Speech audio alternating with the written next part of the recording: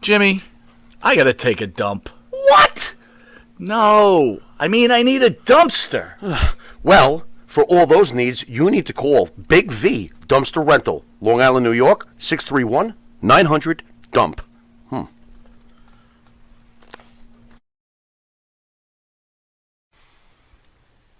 The Monte and the Pharaoh Show is brought to you by... Because wine is your second favorite four-letter word.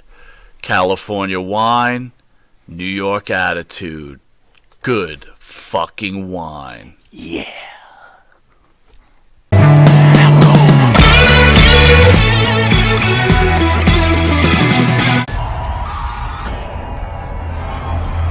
I think 24.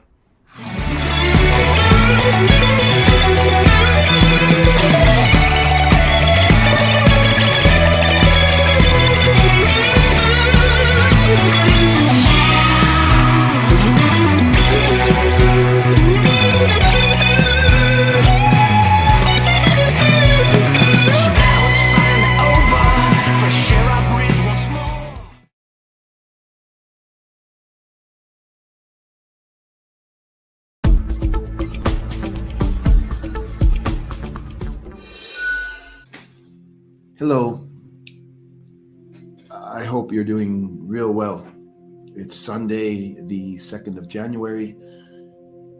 Right now in Mexico City, it's 9:18 a.m. I woke up this morning at 4 a.m.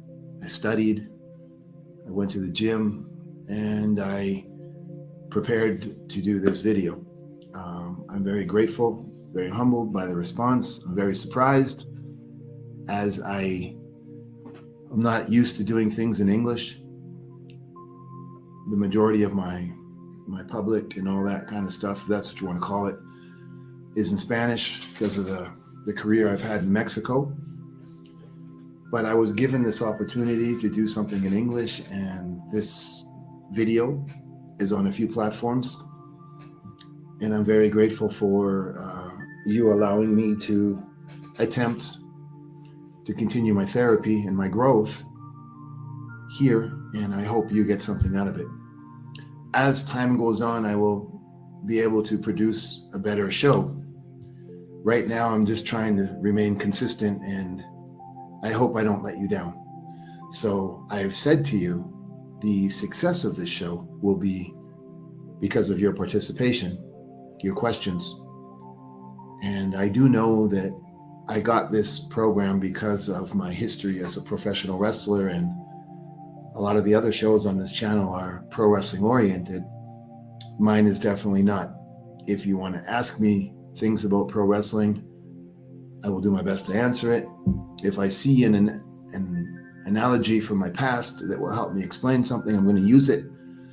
But the majority of my program will be about mental health, spirituality, and just cool shit in general. So I asked for some questions and I got some. So let me see how I do. And I hope that the questions continue. I hope we grow together. And I'm going to do my best. So I just need to start with a small disclaimer. I'm not a doctor at all.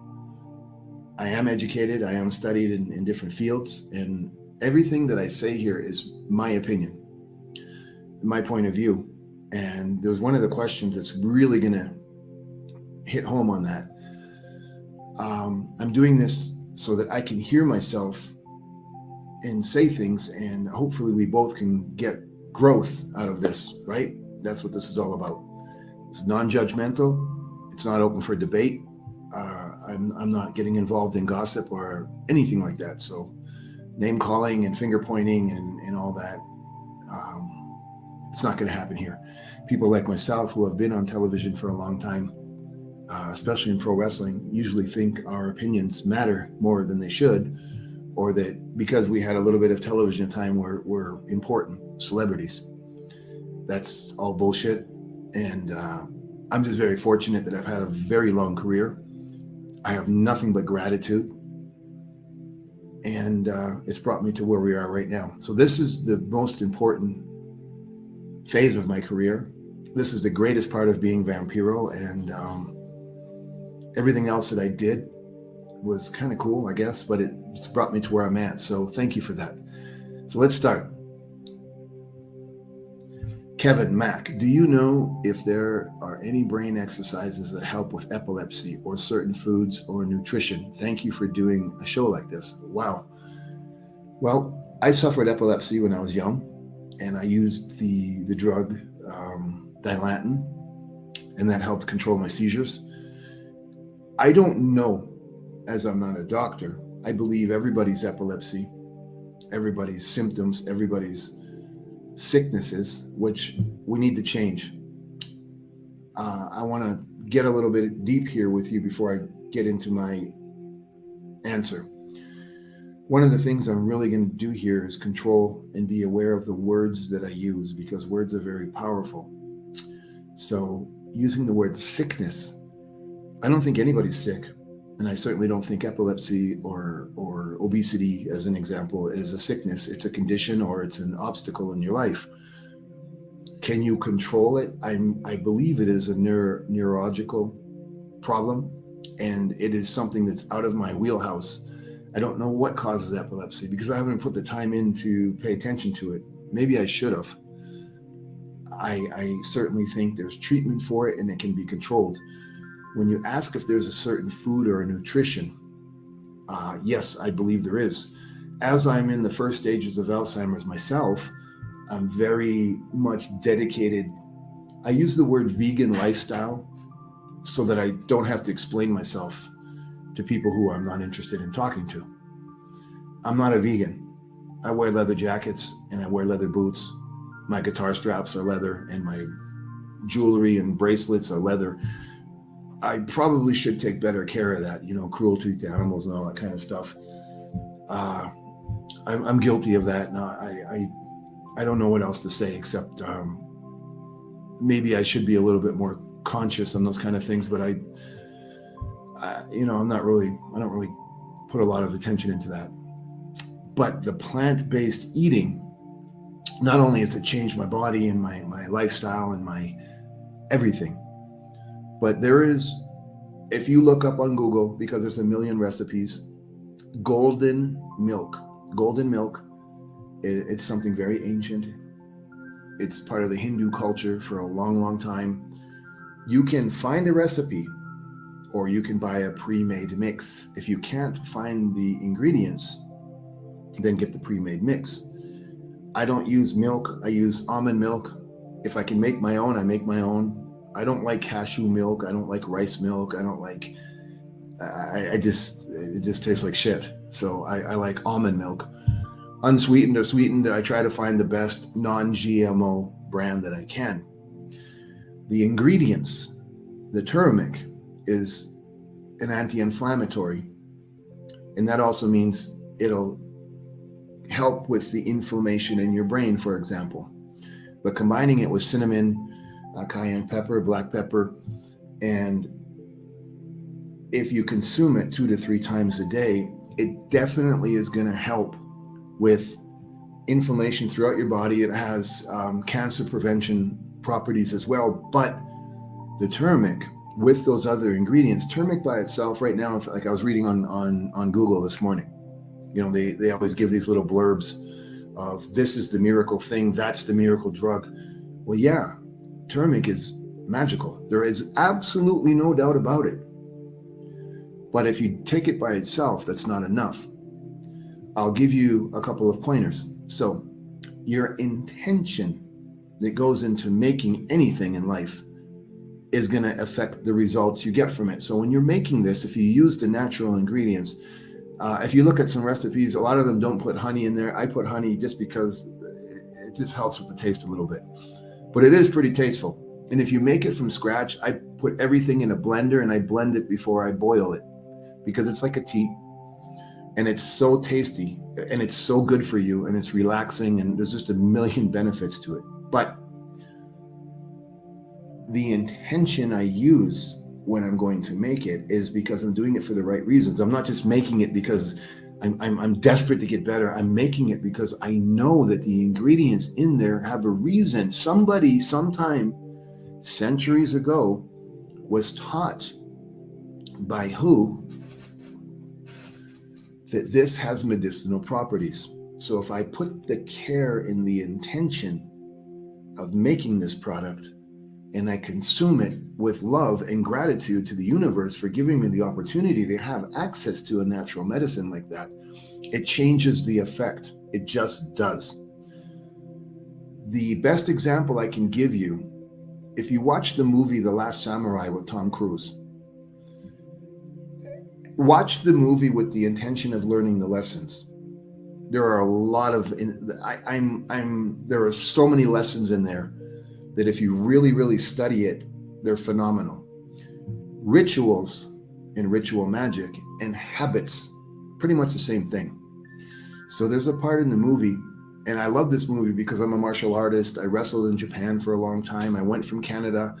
I was very young and immature and no culture. I moved to Mexico, and it's just now that I'm appreciating the lessons I'm learning from rural and regional cultures down here, and it's making me a better version of myself because I'm learning something. I'm seeing things from another point of view. That's why this show is called Perception. The thing I'm trying to get to is there's a scene in the movie where he talks about how every person is dedicated thoroughly to one thing. And there's a scene he explains about making Japanese tea. And it is a process. Yeah, you can boil water and drop a tea bag in there, but it's not the same of cultivating your own ingredients and putting together the system of creating this spiritual drink that once you do all that and the way you drink it, it just means so much more. The other thing that's really helped me with my epilepsy and my Alzheimer's and all that is listening to certain frequencies and vibrations at night. I usually go to YouTube and I look at something and I try to find the right frequencies that I need to alter my brain activity while I'm sleeping so that it regenerates things that I've damaged throughout my life. And it really does make a difference. So if you put all of those three things together, which is the number 3, which is universally accepted as part of the magical language of the universe, it's not just one thing. You're not just drinking the tea. You know why you're doing it. It's the point of the triangle. You have the ingredients, and then you make it, and then you drink it. So if you connect the 3 and you make that triangle, you're always doing something with the correct intention. So that is definitely going to make a difference. Excuse me for the long answer, but I believe that it's valid and it's an important piece of information. I'm very anxious to see how it works for you. So thank you for that question. Good luck, Kevin. Jimmy, the lumberjack. If there is a possibility, could you speak to your youth hockey career as a goalie? I heard from your old interviews you were very good. The rest of the question is, what turned me off from playing hockey? Yeah, of course I can talk about it, but there's really not much to talk about. I was a hockey protege and I kind of walked away from it. The reason I walked away from it was because when I was 13 years old, I was 6'3", 200 pounds. So I was much more advanced as an athlete than other kids at my age because of my size.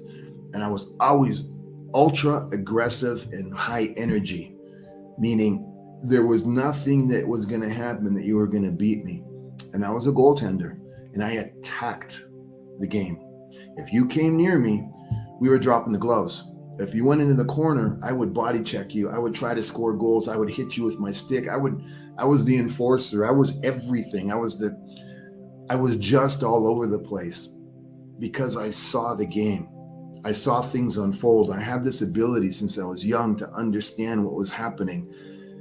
It was almost like psychology now. I was able to see why things went the way they did. So I started playing semi-pro hockey and I used to go to these tryouts at different colleges, universities. I was getting scholarship offers and junior teams. But because of my age and the law at that time, I was not allowed to play above my age group. So it got very boring for me because sometimes our team, we would win like 27-0. And it was like, there wouldn't even be, the puck wouldn't even come into my end. And I just didn't want to do it anymore. And after you go away to a very high level and you come back down, it had nothing to do with ego. It was just I don't belong here. And I think that was the start of things for me, that I realized I was different. So that's kind of what I got out of that experience. It broke a lot of hearts, especially my mom's, when I quit.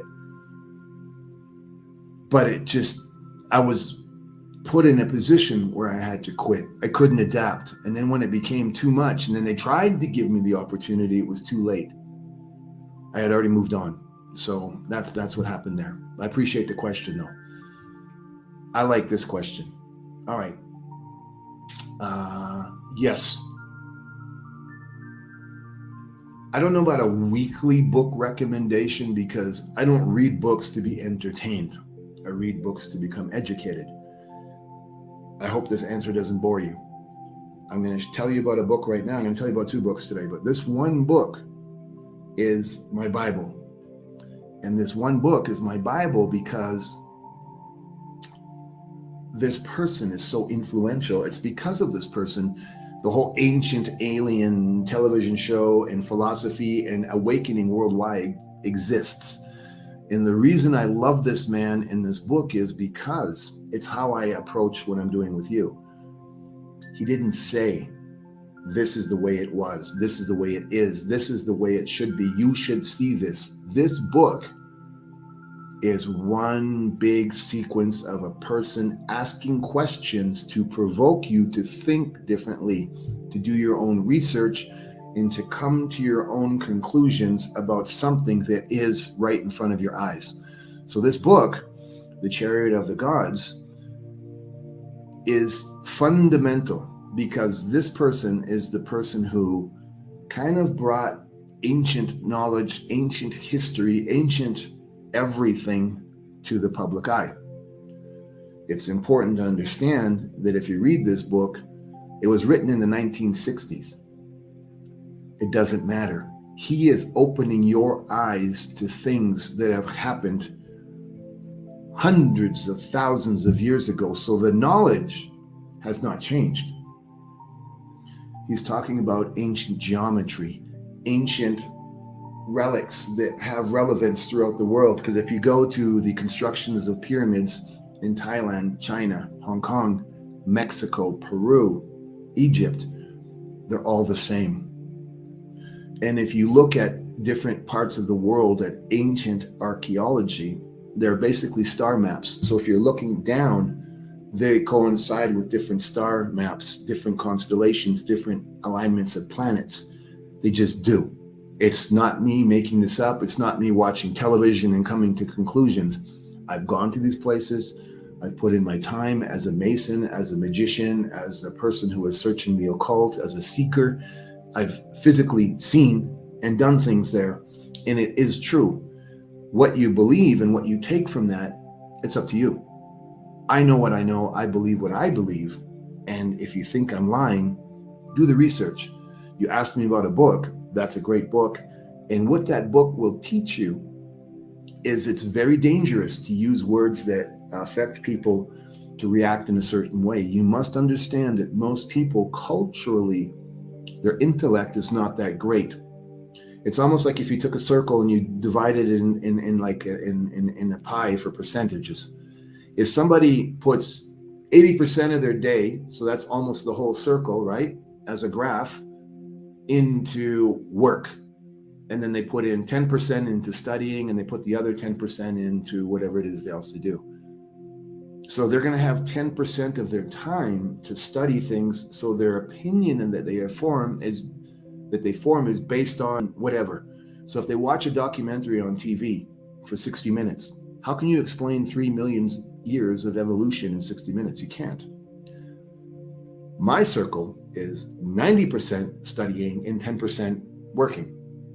So my version is quite different because of the time that I dedicate to learning that craft. Does that make sense? So that book is made to teach you to think, which is why I love it. The other book that I truly recommend, and this is why I can't give you an answer on a weekly book recommendation, because this book, I've been reading it for 6 years. And it's crazy because I haven't even finished it once because I just can't. Dr. Joe Dispenza is a psychologist, and he's somebody who's really, really connected to the universe and with meditations and going to different dimensions. He's a very, very extremely deep individual, and he's somebody who I love and I admire, and I'm too nervous to dedicate more time because I'm not ready. I'm not there. I don't want to not be able to fully get what I want to get out of his teachings. So I'm preparing because he, to me, is the one that I need. Now, his book, Breaking the Habit of Being Yourself. Some of you might read it once and get it. I listen to it on an audiobook, and I go over a chapter 6 or 7 times in a row, because every single time that I listen to it or I read it, it gives me something new, a new perspective, a new vision, a new version of whatever it is I'm trying to get from that. So that right there, those 2 books should change your existence because they are mind-blowing. And those are my Bibles. So those are 2 books I can recommend to you. Luke, how do I stay positive knowing my diagnosis? That's very easy. Because I've done so much work on myself. I hit rock bottom, and I was just very aware that I was a complete fucking mess. And I was hurting everybody around me, and I was ending up being a has-been. I was ending up being, oh, I remember him. Too bad he turned out to be a fucking mess. And once I started to understand the lessons that I was learning, once I started participating in different forms of educating myself and doing things outside of the box and paying attention, the answer was right there in my hand, in front of my eyes. I started studying ritual magic, not so much out of curiosity, but as a practitioner. The biggest thing that helped me was controlling, confronting, and beating my own ego. That's a very big lesson in ritual magic. So once I confronted my ego and I won that battle, I was able to have the veil lifted from my eyes and see things differently, participate and learning how to be a humble human being, not just going through life taking things for granted and worrying about me only. Just trying to focus on my inside, being a better version of myself, led me to become productive. Learning how to instill discipline in my life, learning all of these things, and understanding that I didn't need something every single time, like a crutch, like I need this object or person or thing to be motivated to complete my mission. Even if I knew I was going to fail, I'll never be a professional bodybuilder, but I go to the gym because of the benefits, and the reason and my intention of going to the gym are for my own mental health, my personal health, my vanity, my whatever it is I want to do, as an example, right? So as soon as I started to learn that I don't know anything, and all of the problems that are around me are being caused by me. So, like I had a girlfriend one time, and it was like she bothered the fuck out of me, and I couldn't figure out why.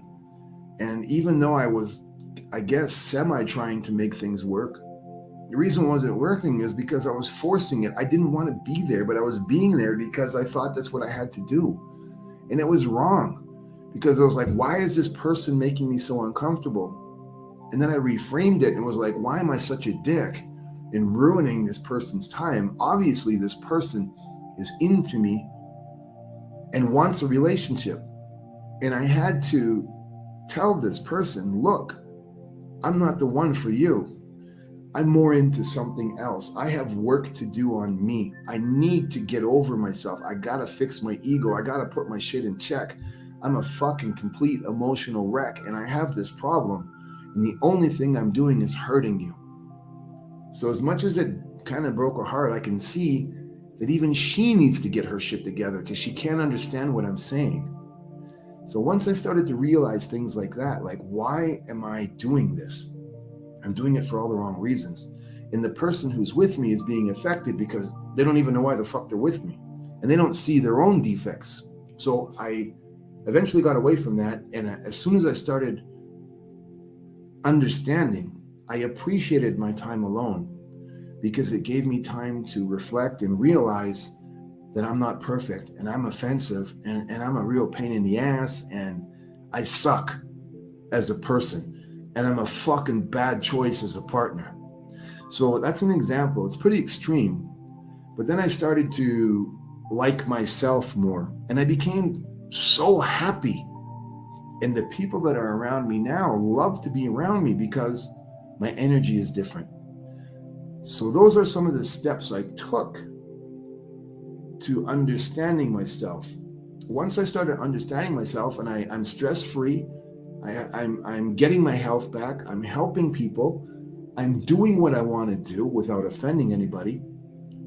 And I thought to myself, I'm constantly positive and happy. So I believe when you say, how do you stay positive? I changed the things that were affecting me in a negative way. And I realized that my ego needed to be put in check. And once I did that, it's really easy to stay positive. I'm not sure if that answer will help you. I certainly hope it does, Luca, and thank you for your question. Do you perform the banishing rituals? I'm having a hard time over the assumption of God forms. I have no idea what this is. I don't have any idea what that is either.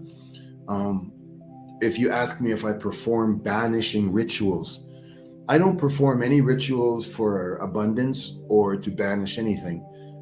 Right now, I'm in a stage of learning and understanding. I'm actually in a pretty big magic course right now. Like this is some of my homework. Like I'm learning about banishing rituals, and I'm learning about invoking and things like that. So I have a huge study library of magic, and before I even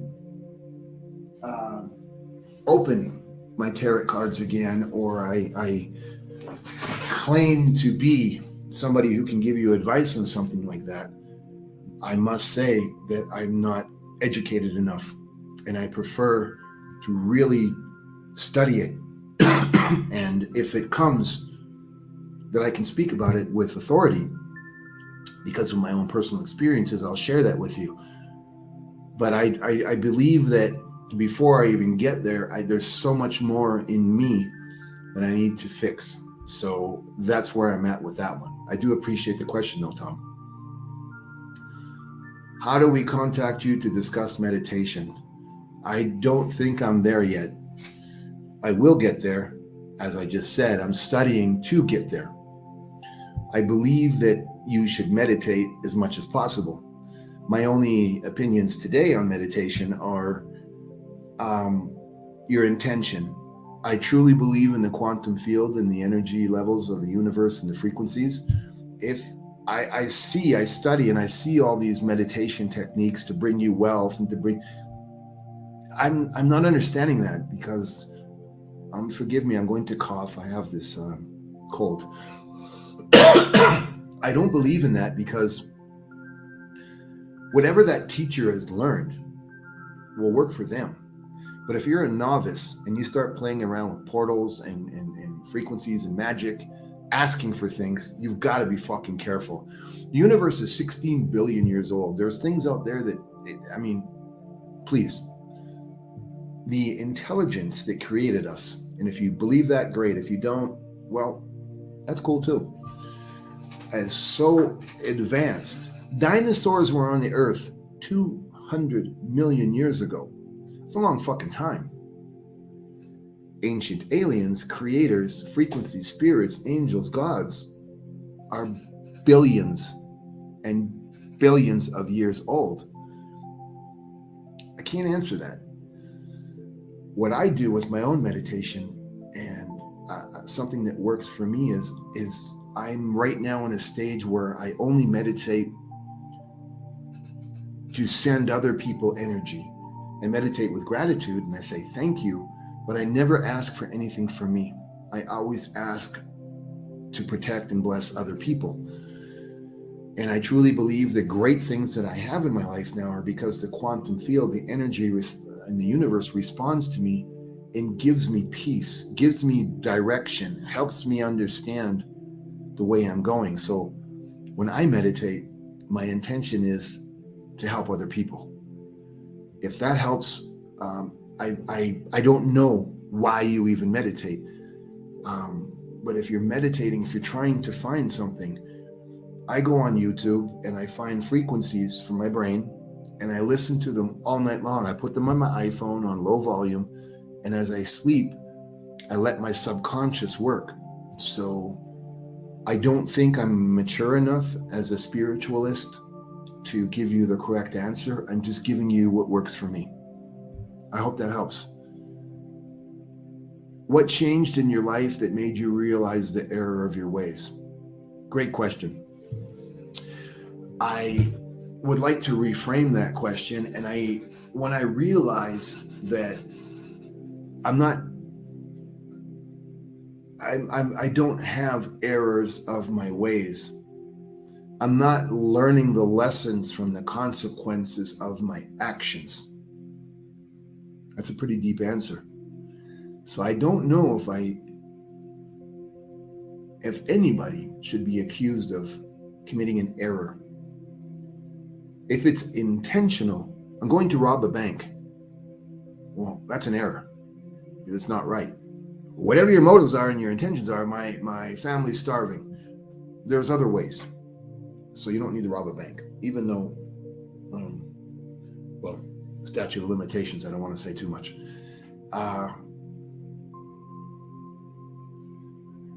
Hey, it is what it is. I believe I was not educated enough to understand the lessons that I was being taught as consequences to certain actions. Once I started to become a better version of myself through change, adaptation, experimentation, study, contemplation. Once I really started to dedicate more time into other areas that are there, unfortunately right now, everybody is kind of brainwashed by media, social media, competition, not sure which way to go, lack of communication. I don't blame my mom for anything, but my mom never spoke to me about investing, banking. My mom grew up in an orphanage. My mom was abandoned, when I was kids. My sister was 2, I think I was 4, something like that, or 5. I don't remember because it doesn't mean anything now. But my mom had to raise, 2 kids and deal with being abandoned and all her issues. So really, what was she going to teach me? Although she did make me the warrior that I am, the other type of education I didn't have access to. And I grew up in a very small town in Canada that was very limited by the mindset of the people. And it is such a problem. And now it's the murder capital of Canada, and they have more drug abuse and use than the whole country combined. And it's a town of 90,000 people. So I truly believe that I took a lot of years to understand that there is another form of education out there, something that has been hidden from us, not just from me, but for centuries as well. I've said it before in a paranormal talk. I do have a paranormal show, and I'm a paranormal person. In the year 528, the emperor of Rome at that time closed, burned down, destroyed all of the libraries worldwide with all of the original sacred information that was before Christianity and world powers taking advantage of uneducated people and manipulating things, and we have the situation in the world that we do now. The Catholic Church is only 2,000 years old.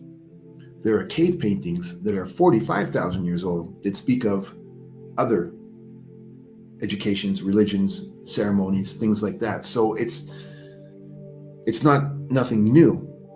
I truly believe that once you start to study, and it doesn't mean like I'm a punk rocker. Punk rock, we had to make our own clothes. Now you go to Hot Topic and you can buy your uniform. And that's cool. It's great. But a lot of kids, young people, for example, forget where it came from.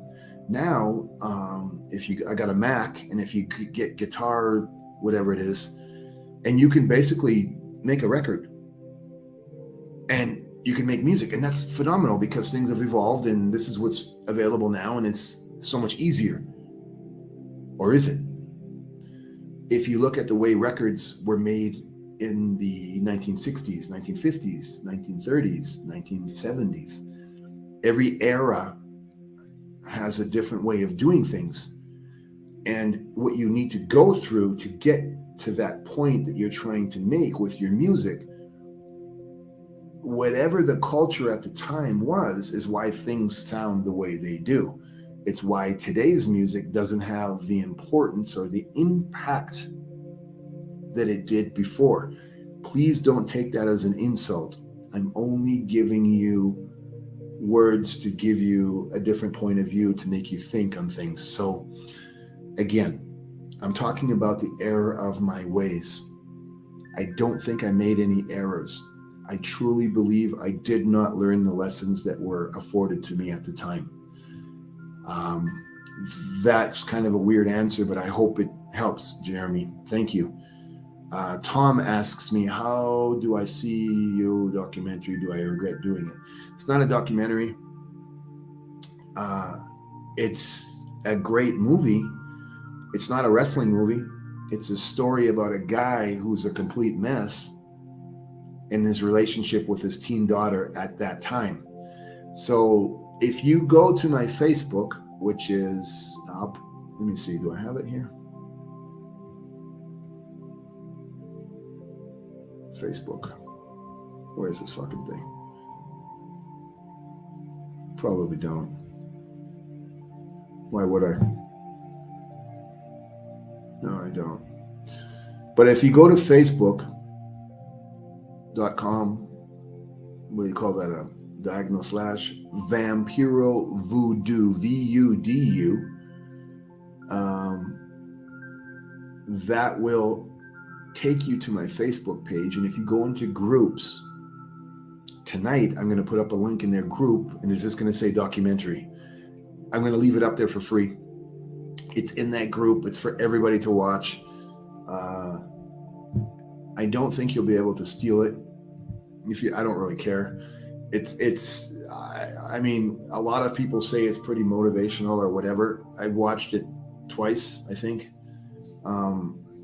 I don't remember it very well, but I do know there's some cool things in there, and it's just a version of who I was when I was at my sickest. I'm 120 pounds heavier in that movie than I am now. I'm at the all-time peak of my drug use because the doctors were just filling me full of medicines because nobody knew what was wrong with me. And it was right before I became a full-on fledged vegan plant-based eater. So the movie's interesting. But you can check it out. It'll be on my Facebook in the groups section under documentary. How's that? Okay. Spuds, what is your diet and do you have a program? Yes. The word diet is bullshit. The word diet is a marketing tool, so I don't subscribe to any diet. But I do fast. Fasting has been around forever. I truly believe fasting is the best way to fix pretty much any ailment you have. It gives your body a rest. It gives your internal organs a chance to rest, do their job, It lets you clean out, and it takes all the toxicity and fatty foods that you've been stuffing in your fucking face and turns them into fuel. So I fast. I'm on a program right now, and I'm doing 12 hours a day for the next week that I'm fasting. So that's really easy. Actually, it's 14 hours, because if I go to bed at 8 o'clock at night, I don't eat again until noon the next day. And then from noon till 7, I eat what I want, and then I fast. So that helps so much. It's going to get your ass in shape. It's going to save you money. It's very difficult, though, the first few days for those of you who have never done it. Because if you're accustomed to drinking juice, soda pop, processed food, and that's pretty much everything, you are going to have some brutal withdrawal symptoms for the first 5 days. It just is what it is, which is why I recommend, if you're going to try fasting, do it while you sleep. No snacking. And then when you get up in the morning, don't stuff your face right away. Have your water, have your coffee, whatever it is. A lot of people say coffee ain't good for you. I don't give a fuck what they say. It works for me. It stimulates my brain, and it tastes like shit, but it works. So that's just my point of view. So I wake up in the morning and I slam down a big glass of water. I don't like the texture of water. I just don't. But I have a sponsorship with a mineral water company. It's not really a sponsorship. It's just like I talk about them and they give me product. So whatever that is. And I drink a lot of mineral water. Why? Because I like the texture, and I just do. And then at noon, my diet or my eating, I'm really trying to stick to the plant-based stuff. So I have a hard time eating because of all the stimulants I take. I take a lot of pre-workout stuff, before you go to the gym, because those stimulants right now activate my brain, and I think, and I become creative, and I can do videos like this. About an hour or two later, I just become dumbed down. Is it healthy? Absolutely not. Do I have a great quality of life from it? Yes, I certainly do. Do I recommend it for you? No, I don't. But fasting, if you want to get healthy, if you want to control your diabetes, if you want to control your arthritis, if you want to control obesity, you want to fight cancer, you want to do all of those things, you want to clear your skin, you want to clear your mind, fasting is the way to go. And a plant-based diet is the best way to go. A lot of people say, well, fuck, I can't eat 800 pounds of vegetables. No, nobody can, which is why I have a great juicer, and I make batch juices, and I refrigerate them, and I make sure I have my greens, my red vegetables, and all that stuff. And I try to have a liquid diet. Is that healthy? I'm not sure. It works for me. I don't know if it'll work for you, but that's what I do. So that's kind of been my program today. It's gone a little longer than I thought it would. I certainly hope that you got something out of this, and I appreciate it. Again, I want to tone it down to about 30 minutes a show. Right now I'm at 42. I'm going to cut it off. I appreciate your feedback. I appreciate the questions. Forgive me if the answers are long, but if you take the time to ask me something, I'm going to give you the knowledge I have. I'm not here to be popular. I'm not here to become a fan favorite. I'm here to share what I've learned. And I believe that's what anybody who claims to be a leader or an educator should do. My name is Richard Ian Hodgkinson. I am Vampiro. This is my show, Perception. I certainly hope you've got something out of it. I got mad love for each and every one of you, and I'll see you next week.